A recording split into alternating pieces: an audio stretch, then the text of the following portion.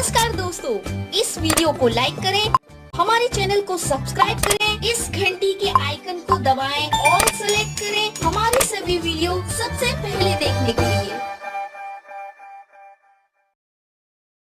हमारे महापुरुषों का ऐतिहासिक स्थल है, उसको धार्मिक स्थल के रूप में डेवलपमेंट किया जा रहा है। इसका परिणाम हमारे लिए सुखद नहीं होगा।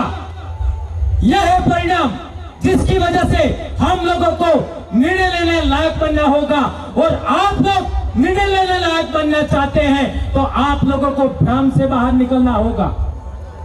हमारे समाज को भ्रम से ग्रसित रखने के लिए पॉलिटिकल लोग भी काम करते हैं, धार्मिक लोग भी काम करते हैं। यहाँ पर पाबंदी है मेरे लिए बोलने का। दलाल लोग एक हो गए और आदिवासी असली आदिवासियों को हराया। यह भारत देश के इतिहास में पहली बार होने वाला था कि पूरा का पूरा बोर्ड आदिवासियों का बनने वाला था। इतनी बड़ी बात इन लोगों ने रोका, ये कितनी बड़ी बात है। यदि वो लोग जो दोनों पार्टियों में ये आदिवासी थे वो निर्णय लेने लायक होते तो आदिवासियों का बोर्ड बनता। और गंभीर बात, जैसे जैसे आदिवासी एक होगा, आदिवासियों की पूजा पद्धति, आदिवासियों की विवाह पद्धति, आदिवासियों का सांस्कृतिक एकीकरण होगा तो तीन धर्म के लोग भी एक दिन एक हो जाएंगे। कोई नहीं, अरे वो अन्नू में याद रखना, बोर्ड ये रखे ट्राइपॉड होएगा। तीन धर्म के लोग वो भी एक तरफ होंगे और आदिवासी एक तरफ होगा, लेकिन आदिवासियों का सांस्कृतिक और धार्मिक एकीकरण कोई माइकल रोक नहीं सकता, ये मैं कह सकता हूँ। लेकिन मेरे भाइयों, हम लोगों को दिल खोल करके हम लोगों को समाज के लिए बोलने की हिम्मत डेवलपमेंट करना होगा। मेरे जैसा आदमी बड़े जोश से और सत्य बोलने की हिम्मत करता है तो आप लोग भी सत्य बोलने की हिम्मत करते हैं तो क्या नहीं हो सकता। लेकिन मेरे भाइयों, आत्मविश्वास विकसित करिए और सच बोलने की हिम्मत करिए, आप लोग हर हाल में जीतेंगे। हम लोगों ने देखा यहीं पर झाबुआ में दिलीप सिंह जी भूरिया, उन्होंने एक सपना देखा था कि हम आदिवासियों का एक राज्य होना चाहिए। होना चाहिए कि नहीं होना चाहिए? ये मैंने नहीं कहा, हमारे बड़े लोग कह के गए हैं। लेकिन जब भी इसके बारे में भी आप बात करोगे तो मैंने पहले ही बताया है, हमको रोकने के लिए आदिवासी ही सामने आएगा।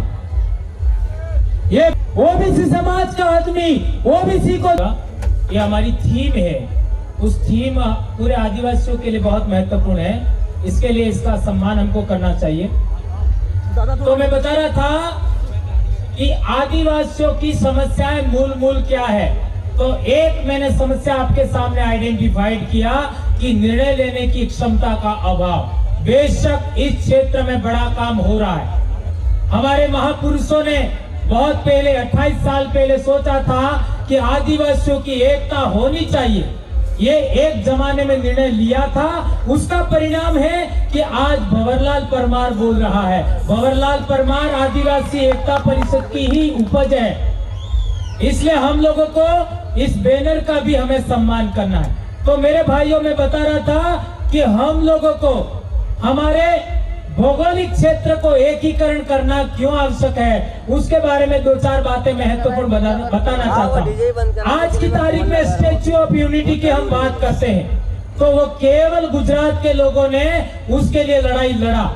यदि स्टैच्यू ऑफ यूनिटी के लिए महाराष्ट्र के आदिवासियों की आवाज शामिल होती, मध्य प्रदेश के आदिवासियों की आवाज शामिल होती और राजस्थान के भी आदिवासियों की आवाज शामिल होती तो क्या आज की तारीख में नर्मदा जिले में जो प्रॉब्लम क्रिएट हुआ वो हो पाता मेरे भाइयों? नहीं हो पाता। इसके लिए हम लोगों को भौगोलिक एकीकरण बहुत जरूरी है। भौगोलिक एकीकरण, सामाजिक एकीकरण, राजनीतिक एकीकरण और धार्मिक सांस्कृतिक एकीकरण भी हमारे लिए बहुत जरूरी है। तो मेरे भाइयों, बहुत सारी बातें हैं। आज की तारीख में हम लोग जब भी महिलाओं की बात करते हैं तो हमारे समाज में हमारे समाज में आपने देखा होगा कि महिलाओं को जितनी आजादी है, महिलाएं जितनी फ्रीडम आपका महसूस करती है, उतना किसी भी अन्य समाज में नहीं है।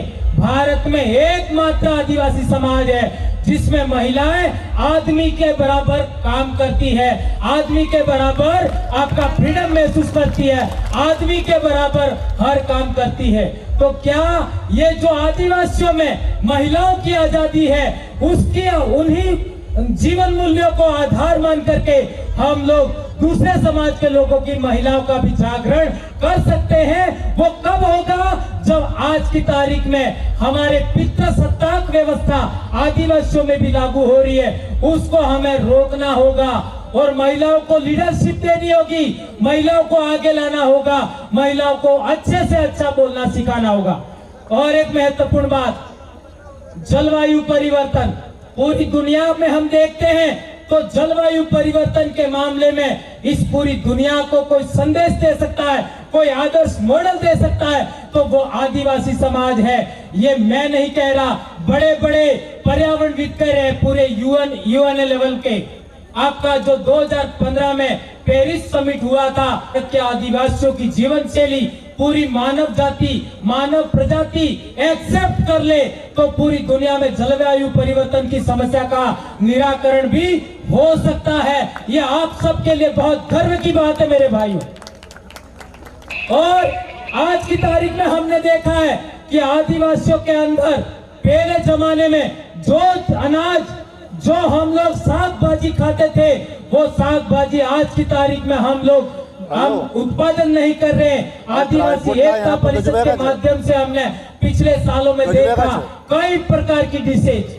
अभी बात चल रहा था हमारे अन्न का, महुए के बारे में बात चल रही थी, तो हम आदिवासियों को वो अनाज उगाना चाहिए जो अनाज कभी आपका क्या कहते हैं उसमें कीड़ा नहीं लगता है। ऐसी चीजें भी हम लोगों को डेवलपमेंट करके उसका मार्केटिंग करना सीखना होगा। यदि इस तरीके से आदिवासियों को आप लोग सशक्त बनाते हैं तो आदिवासी समाज इस तरीके से भविष्य में खड़ा होगा कि शरीर से भी मजबूत हो सकता है, दिमाग से भी मजबूत हो सकता है, और शरीर और दिमाग से आदिवासी आपका मजबूती हासिल करेगा, आत्मविश्वास हासिल करेगा, मेंटली रूप से मजबूत हो जाएगा, तो आदिवासियों की तमाम प्रकार की समस्याओं का समाधान हो सकता है। आप लोगों ने देखा होगा कि पिछले दिनों हमारे डूंगरपुर जिले की बात करें तो आदिवासियों का एक बहुत बड़ा जन जागरण चला।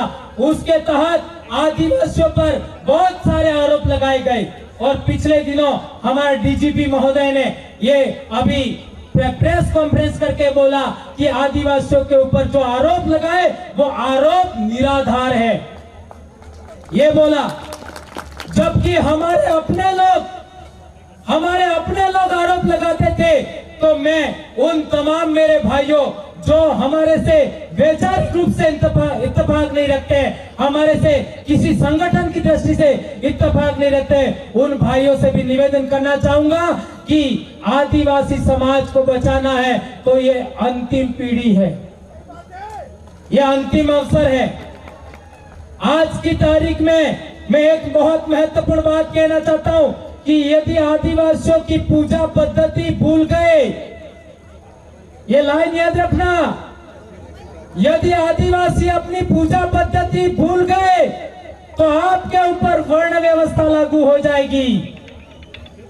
यदि आदिवासी आपका लड़ना झगड़ना अर्थात पूर्वजों के जमाने का हथियार संचालन का मतलब ये नहीं कह रहा हूं मैं कि हमें युद्ध लड़ना है, हमें लड़ाई लड़ना है, लेकिन हम लड़ने की क्षमता खो बैठे तो हमारे ऊपर वर्ण व्यवस्था लागू हो जाएगी। अपना व्यापार यानी हाट बाजार चलाना भूल गए, व्यापार चलाना भूल गए तो भी हमारे ऊपर वर्ण व्यवस्था लागू हो जाएगी। और यदि हम लोगों ने श्रम करना छोड़ दिया तो भी हमारे ऊपर वर्ण व्यवस्था लागू हो जाएगी। यह बहुत बड़ी प्रॉब्लम आपके सामने खड़ी हो रही।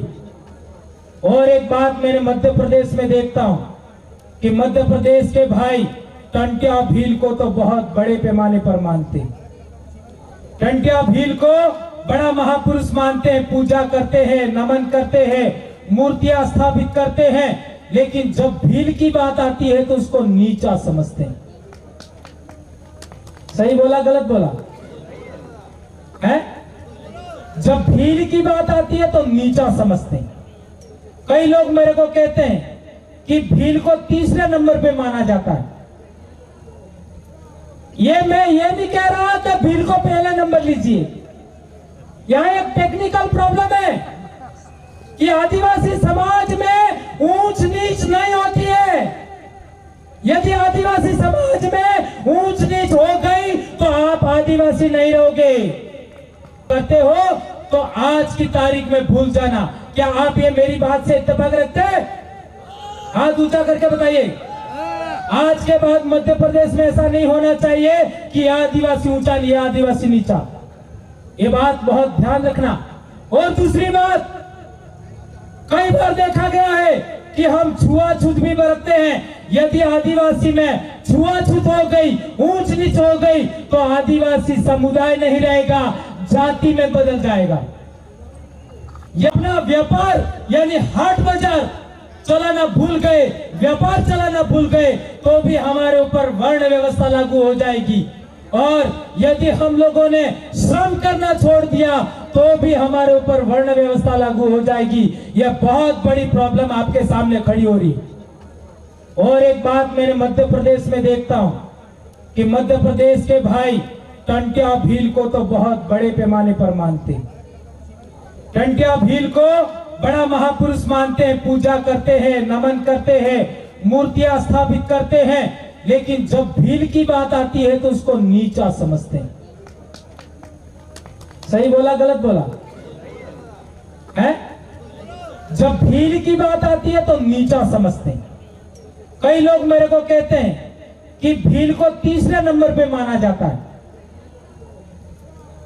मैं ये नहीं कह रहा कि भील को पहले नंबर लीजिए। यहां एक टेक्निकल प्रॉब्लम है कि आदिवासी समाज में ऊंच नीच नहीं होती है। यदि आदिवासी समाज में ऊंच नीच हो गई तो आप आदिवासी नहीं रहोगे। आप लोग मेरा इतना जितनी बातें मैंने बताई उसमें सब भूल जाना, लेकिन उसको याद रखना। इन बातों को ध्यान में रखते हुए आप लोग निर्णय लेने की स्थिति में आइए और भ्रम से बचिए। ये बात हम लोगों को समझना है। तो इतनी बात कह करके मैं अपनी बात समाप्त करता हूं। वनवासी नहीं आदिवासी है हम, वनवासी नहीं आदिवासी है हम, आदिवासी ही नहीं भारत देश के मूल मालिक हैं हम। जय जोहार, जय आदिवासी, जय भील प्रदेश। हेलो, हाँ, जय जोहार का नारा है, जय जोहार का नारा है। कुछ गलत कह दिया तो माफी। जय जोहार।